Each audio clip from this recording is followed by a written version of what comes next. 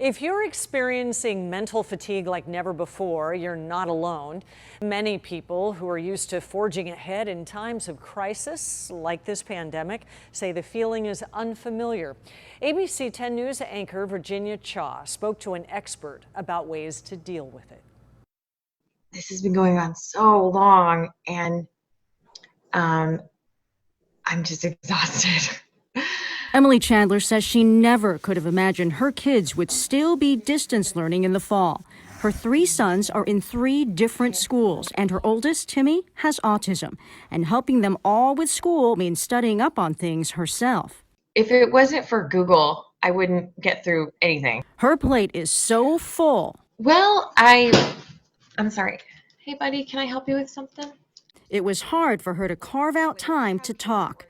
Marriage and family therapist Serene Carruthers says what Emily is feeling is tied to the seemingly endless nature of the pandemic. It really is, because our body is built to respond to stressful events, typically that last for a duration of a short period of time. Some experts call it surge capacity.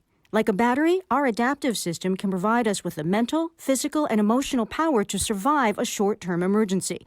But then it needs to be recharged. Easier said than done in a pandemic. It is a very lonely time, and it's I'm not getting that energy, that recharge. What happens, though, if most of your self-care rituals have been upended or canceled because of the pandemic? Never underestimate the power of play.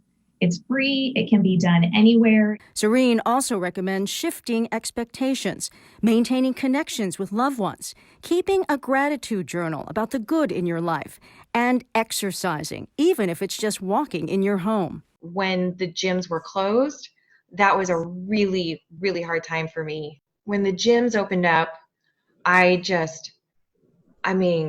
felt like myself again. And both Emily and Serene say it's okay to ask for help, which Emily says she's glad she did. I've got on an anti-anxiety medication, and I'm not embarrassed about that. I know it's really, really helped me. One has 2 faces. What has also helped is her boys being troopers, because sometimes the biggest challenge can also bring the greatest joy. Okay, here's the angry one. I'm Virginia Cha, ABC. But we do have those ups and downs. Emily was sad to tell Virginia that she found out after they spoke in the interview that her gym is now closing for good. But she says she will bounce back. And if you're feeling depleted, you can check in with someone for help at sharp.com or call 858-836-8434.